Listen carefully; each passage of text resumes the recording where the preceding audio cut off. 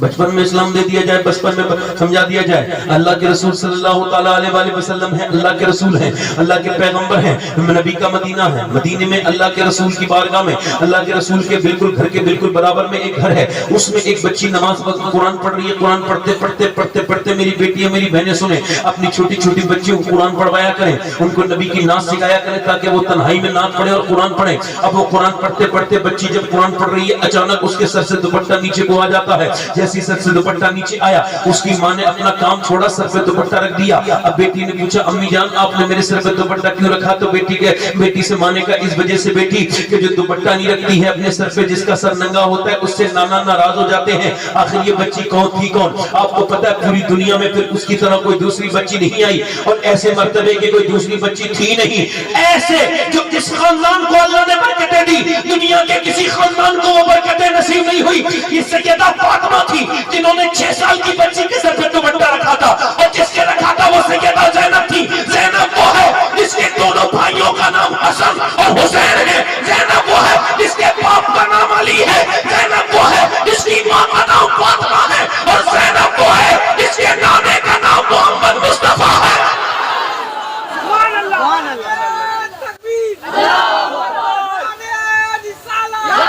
بس میری بات کو نارا بیچ میں روک دیجئے کیونکہ مجھے زیادہ لمبی تقریر آپ کے سامنے نہیں کرنی، مگر اپنی تقریر کو یہاں تک لے کے جا رہا ہوں۔ سیدہ زینب نے جب سنا امی یہ کہہ رہی ہیں نانا ناراض ہو جاتے ہیں، تو انہوں نے دوپٹہ تو لگ گیا مگر رونے لگی۔ ایک جو حساس باپ کی حساس اولاد ہے، وہ بیٹی کس کی ہے؟ مولا علی کی ہے، وہ حسنین کریمین کی بہن ہے۔ وہ جب رونے لگی تو سیدہ فاطمہ نے پھر پوچھا اب کیوں روتی ہے زینب؟ اب تو سر پہ دوپٹہ لگ گیا اور روئی چپ جانا میری بیٹی زینب، اور روئی زینب چپ جا۔ کہہ لگی امی جان میرے نانا سے کہہ دینا اس بار مجھے معاف کر دیں، اگلی بار زینب اپنی گردن تو کٹا دے گی مگر سر پہ سے دوپٹہ نہیں ہٹائے گی۔ اب دیکھو کربلا کا میدان ہے، اور کربلا کے میدان میں امام علی مقام شہید ہو گئے، پورا گھر شہید ہو گیا، لاشیں بکھری پڑی ہیں، اور جو جتنے بکھرے ہوئے ہیں پھول علی کے پوتے سیدہ فاطمہ کے پوتے نواسے سب کی لاشیں پڑی ہیں میدان میں۔ مگر سیدہ زینب جب نکلی تو ایک آدمی نے آپ کی چادر کو پکڑا اور چادر کو کھینچ لیا۔ جب چادر کو کھینچا آپ کے سر سے چادر نیچے گئی، آپ نے فوراً اپنے بالوں سے اپنا چہرے کو کور کر لیا، اور آپ نے اپنے بالوں کو جو ہے وہ ڈھک لیا، اور بالوں سے چہرے کو ڈھکنے کے بعد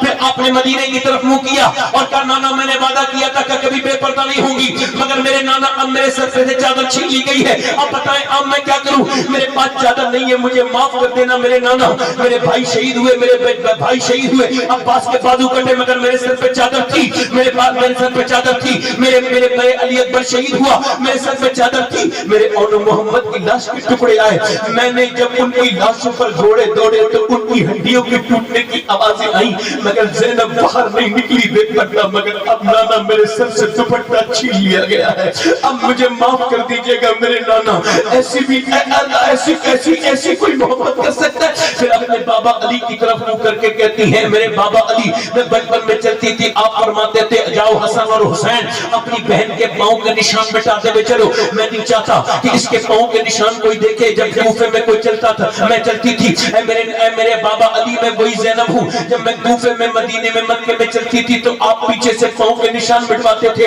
مگر آج زینب کے سر سے دوپٹہ چھین لیا گیا ہے۔ میں یہ کہتا ہوں نبی کی نواسی نے اپنے بالوں سے چہرے کو ڈھک لیا، اپنے بالوں سے ڈھک لیا۔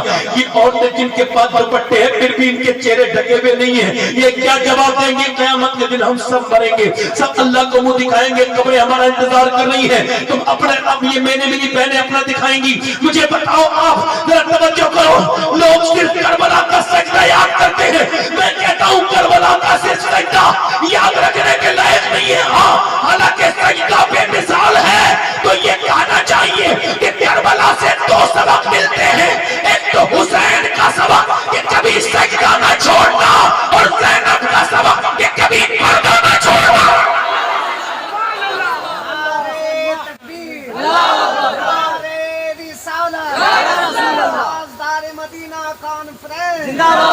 علامہ سید شباہت حسین صاحب قبلہ نعرہ تکبیر، نعرہ رسالت۔ نبی زادی نبی کی نواسی اتنا پردہ کرے، اور آج کی بے حیا عورت اپنے جسم پر ٹائٹ کپڑے پہن کر کے آدھی آستین پہن لے کر کے بازاروں میں گھومے اور وہ یہ سمجھے کہ وہ بچ جائے گی۔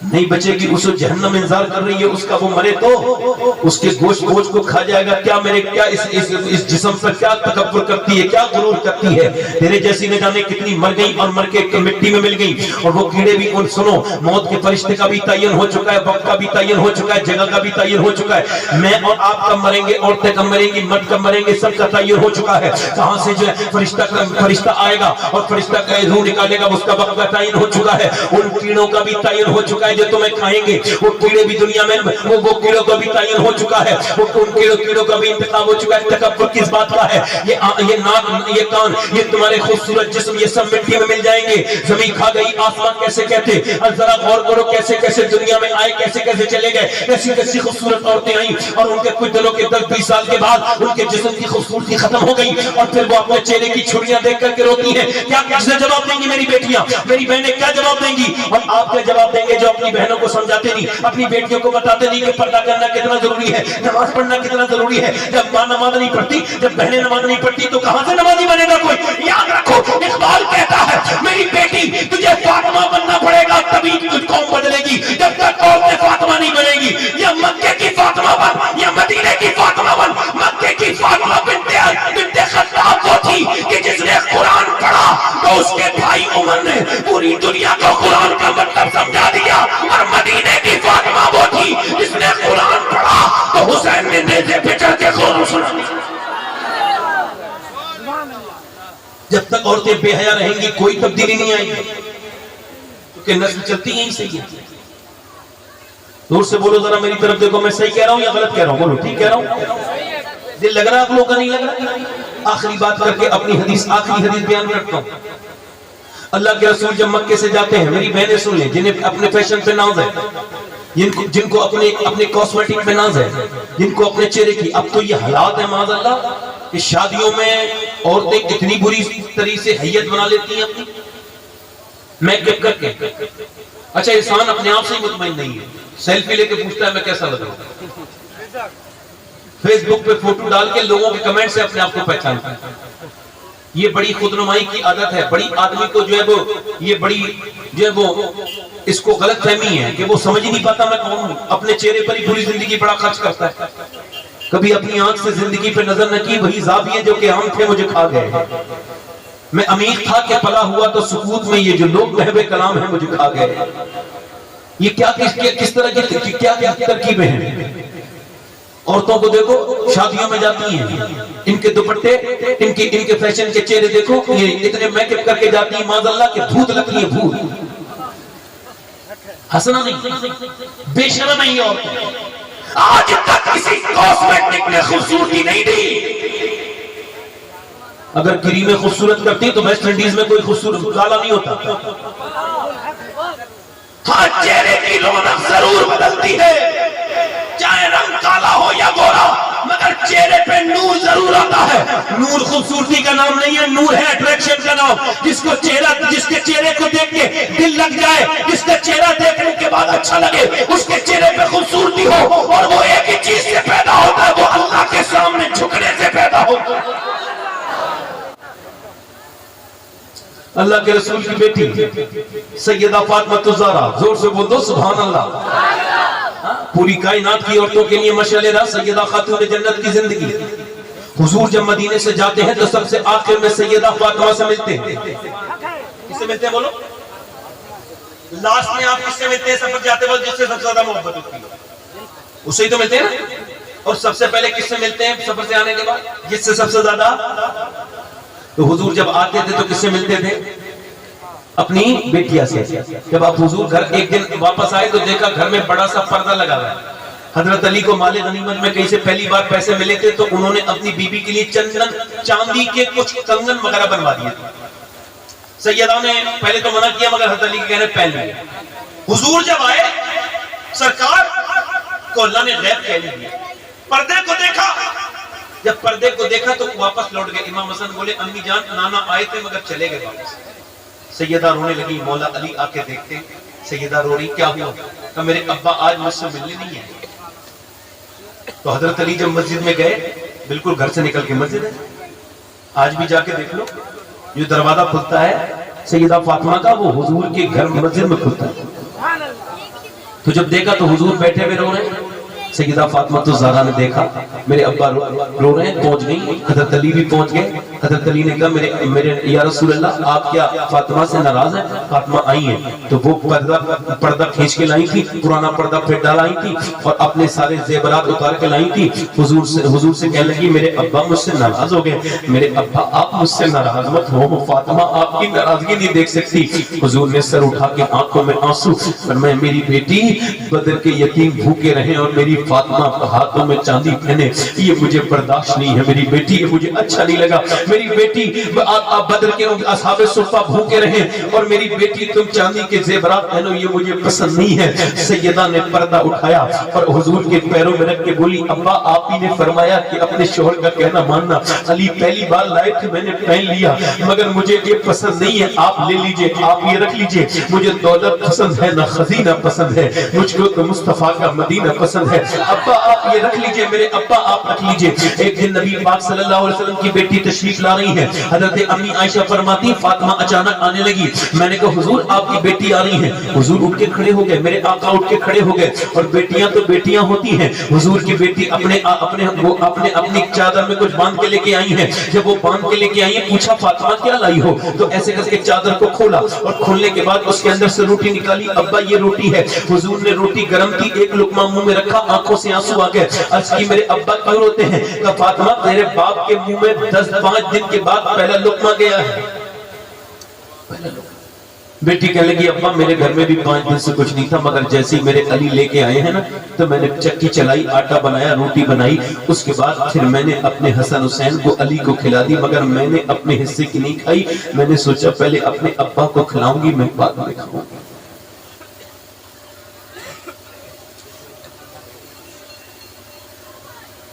وہ عورتیں قیامت کے دن جواب ضرور دیں گی کہ ایک دن میرے نبی پاک اپنی بیٹی سے بیماری کی حالت میں ملنے گئے, بیمار ہیں, حضور تعزیت کے لیے گئے. آواز دی فاطمہ اندر آ جاؤں. ابا آپ اکیلے ہیں تو آ جائیں. فاطمہ میرے ساتھ عمران آئے, انہیں نہ لائیں. حضور نے پوچھا کیوں انہیں نہ لائیں؟ اور فاطمہ کیوں انہیں نہ لائیں ابا؟ کیوں؟ ابا آپ کی بیٹی کے پاس اتنے کپڑے نہیں ہیں کہ وہ کسی دوسرے مرد سے پردہ کر سکے. یہ کل قیامت کا دن ہوگا, میں بھی ہوں گا, آپ بھی ہوں گے, سب ہوں گے. اور وہ عورتیں بھی ہوں گی جو حضور کی بیٹی کو بھول گئی, اللہ کو بھول گئی, اس کے رسول کو بھول گئی, جن کی الماریوں میں کپڑے بھرے ہوئے. یہ قیامت کے دن جواب نہیں دے پائیں گی. مرد کی نماز یہ ہے, دیکھو اللہ اکبر, یہ مرد کی نماز ہے اللہ اکبر, یہاں تک ہاتھ لانا. اور عورت کی نماز ہے صرف یہاں تک اللہ اکبر, بس یہاں تک ہاتھ اٹھائے گی باندھ لے گی, یہاں تک ہاتھ اٹھائے گی باندھ لے گی. کیوں؟ چونکہ اس کا اللہ جانتا ہے اس کے جسم کی بناوٹ اور ہے, مرد کے جسم کی بناوٹ اور ہے. اللہ نہیں چاہتا کہ نماز میں بھی بے پردہ ہو, تو اللہ نے مرد کی نماز کا طریقہ اور کر دیا, عورت کی نماز کا طریقہ اور کر دیا.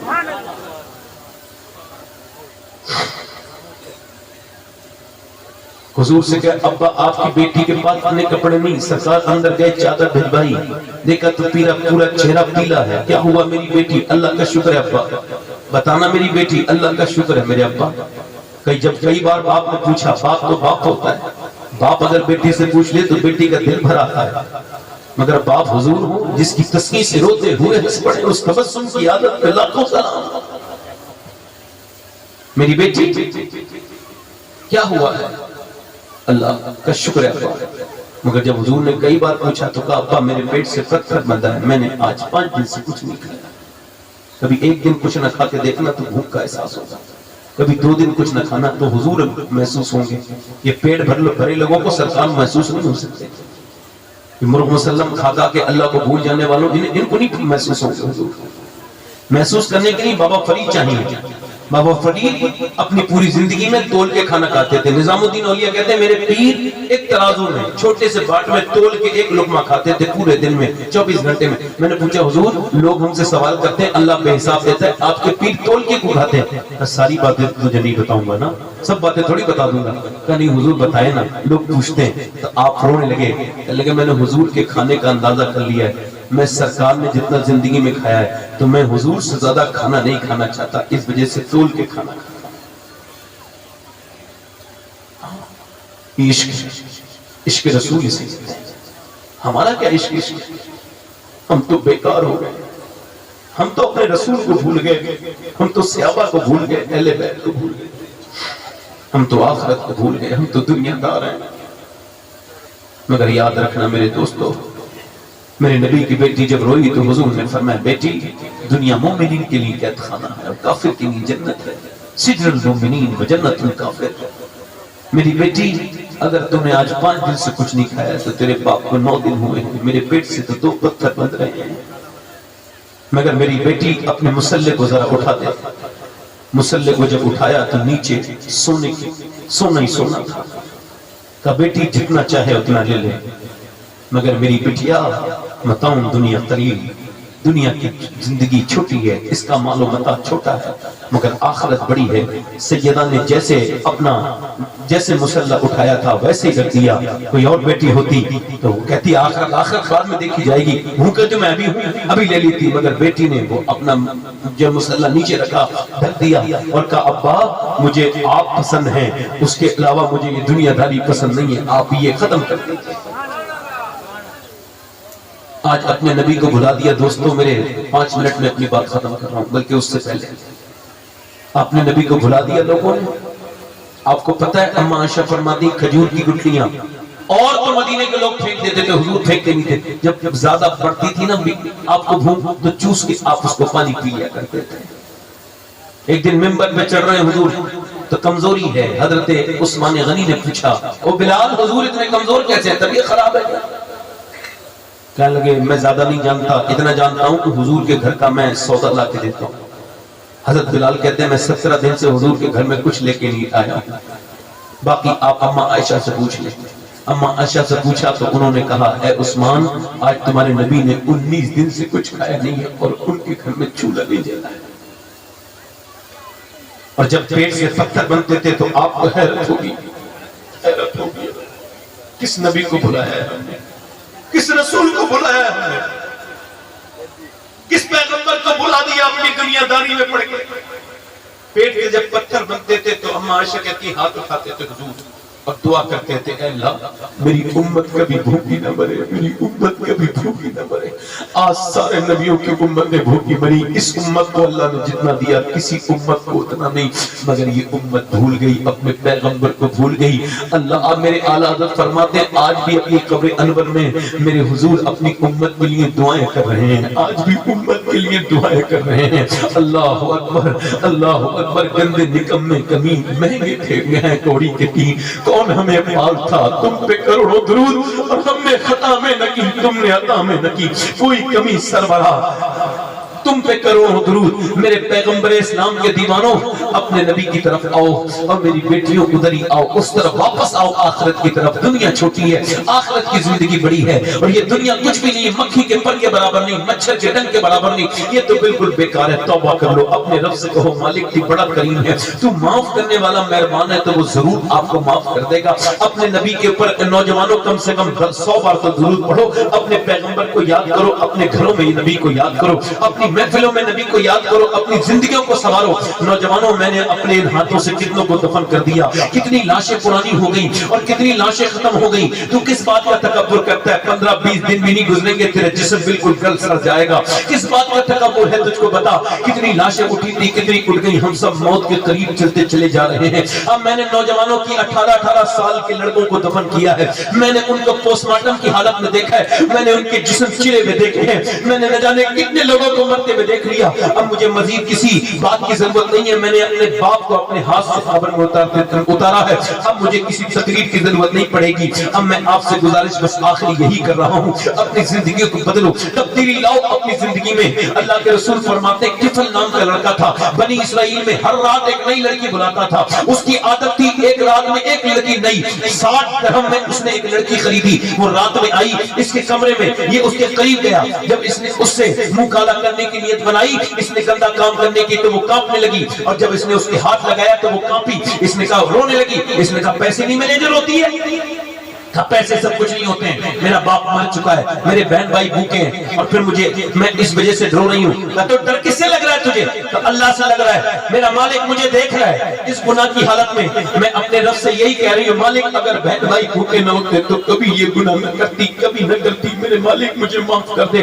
حضور فرماتے ایسے در سے روئی وہ کہ اس کے در سے اس کا طفل کا دل دھل گیا۔ جا میں تجھے اپنی بہن بناتا ہوں، تو نے میری آنکھیں کھول دی، جا اتنے ایک بار جا پیسے لے جا، 10,000 درہم تے سب دے دیے۔ وہ تو چلی گئی، یہ سجدے میں گر کے بولا مالک ایک دن آئی تھی، ہاتھ بھی نہیں لگایا، اتنا ڈرتی ہے، اور میں تو پوری زندگی کا پاپی ہوں، میں نے کتنی عزتیں لوٹی ہیں، میں نے تو ہر رات عزت لوٹی، میں تو رات کا چور ہوں، میرے مالک مجھے معاف کر دے۔ اگر میرے جیسا گنہگار کوئی نہیں تو تیرے جیسا کریم بھی کوئی نہیں ہے، اگر میرے گناہوں کی کوئی حد نہیں تو تیرے کرم کی بھی کوئی حد نہیں ہے۔ اے میرے مالک اگر میری کمزوری کی کوئی حد نہیں ہے تو تیرے طاقت کی بھی کوئی حد نہیں ہے۔ اے میرے رب مجھے معاف کر دے، میں گنہگار ہوں۔ ایسا رویا، اس کا دل بند ہو گیا، مر گیا، دل کا دورہ پڑ کے صبح کو کوئی نہیں اٹھاتا تھا۔ اس کا جنازہ اٹھائیں گے؟ یہ تو خود زانی ہے، زنا کا کیا ہے اس نے، اس کا جنازہ کیا اٹھائیں گے؟ جب میاں اس کا جنازہ کسی نے بھی نہیں اٹھایا تو دوپہر کے وقت میں اللہ نے فرشتوں کو بھیجا، اور اس کی دیوار پہ بڑے بڑے لفظوں میں فرشتے لکھے گئے، ان اللہ قد غفر للطفل، یہ جو طفل ہے نا اسے اللہ نے معاف کر دیا ہے۔ طفل کو اللہ نے معاف کر دیا ہے، کیوں معاف کر دیا؟ وہ کہتا ہے یا ایھا الانسان ما غرک بربک الکریم، آ واپس آجا مسلمان انسان، تو میرا بندہ ہے، میں تیرا رب لگتا ہوں، تو کسی اچھا کیوں تجھے کس چیز نے روکا ہوا ہے؟ ایک بار رو کے تو دیکھ۔ اللہ فرماتا ہے آدم کی اولاد اتنا رو لے کہ تیرا آنسو تیرے آنکھ سے ڈھلک کے تیرے گال تک آ جائے، میں سارے گناہ معاف کر دوں گا، سارے گناہ معاف۔ وہ دنیا چھوٹی ہے، ہمارے جنازے اٹھنے والے ہیں، کل کو ہم مر جائیں گے، قبریں پرانی ہو جائیں گی، لوگوں آخرت بڑی ہے۔ تم یہودی نصرانی نہیں ہو، مسلمان ہو، اپنے نبی سے محبت کرو۔ دونوں ہاتھ اٹھا کے بتاؤ کتنے لوگ حضور کے نام پہ گردن کٹا دیں گے؟ دونوں ہاتھ اٹھا کے، دونوں ہاتھ نیچے ہاتھ اٹھا کے بتائیں کتنے لوگ حضور کے نام پہ گردن کٹا دیں گے؟ نیچے ہاتھ کر لیں۔ جو گردن کٹا سکتا ہے کچھ بھی کر سکتا ہے، کچھ بھی کر سکتا ہے نا، وہ لوگ کچھ بھی کر سکتا ہے نا، تو ایک دوسرے کی طرف مت دیکھنا، مسکرانا نہیں۔ کتنے لوگ ایسے ہیں جو آج سے حضور کے نام پہ گردن بھی کٹا دیں گے، آج سے پوری داڑھی بھی دکھا لیں گے۔ اس محفل میں کھڑے ہو جائیں وہ نوجوان، کھڑے ہو جائیں جو آج سے اپنی کوئی مدرسے کا بچہ کھڑا نہ ہو۔ آپ آ جاؤ، باہر آ جاؤ، داڑھی رکھنے والے باہر آ جاؤ، اٹھو کھڑے ہو بھائی۔ جو داڑھی رکھنے والے سوچ سمجھ کے کھڑے ہونا بھائی، جن کے پوری داڑیاں ہوں وہ نہ کھڑے ہونا، جن کے کٹی بھی ہوں یا چھوٹی ہوں وہ آ سکتے ہیں آگے۔ آپ کی کٹی بھی داڑھی ہے، آپ کھڑے ہو جاؤ، آ جاؤ، ادھر آ جاؤ، ادھر آ جاؤ، ادھر آ جاؤ۔ داڑھی کٹانا مڑانا ایک برابر ہے، آ جاؤ، آپ ادھر آ جاؤ، باہر۔ 100 شہیدوں کا ثواب ہے ایک داڑھی پر۔ حضور نے فرمایا داڑھی بڑھاؤ اور مونچھوں کو پست کرو، یہ صحیح حدیث سے ثابت ہے بات۔ اور داڑھی واجب ہے، ایک مٹھی رکھنا کیا ہے؟ واجب ہے نا۔ ایک صاحب ابھی داڑھی کے خلاف بڑا بول رہے تھے، خود کی زندگی میں تقوی نہیں، پرہیزگاری نہیں، اور وہ داڑھی کا تعین کر رہے تھے اتنی ہونی چاہیے، اتنی بحث کرتے ہیں وہ۔ مجھے ملے تھے تو میں نے ان سے یہی کہا تھا یا تو اپنی بڑھاؤ یا اپنے باپ کی کٹواؤ۔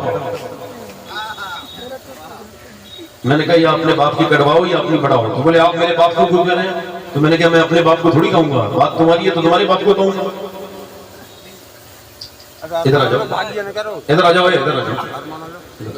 کوئی اور عاشق رسول ہے جو اس محفل رسول میں کھڑے ہو کے کہے آج تک زندگی گزاری تھی فیشن کے لیے، دنیا والوں کے لیے، ان کو دکھانے کے لیے، ان کو راضی کرنے کے لیے، مگر آج سے اپنے نبی کو راضی کریں گے، کیونکہ تاج الشریعہ کہہ کے گئے ہیں زندگی یہ نہیں ہے سبھی کے لیے، زندگی ہے نبی کی، نبی کی۔ اور کوئی عاشق رسول ہے؟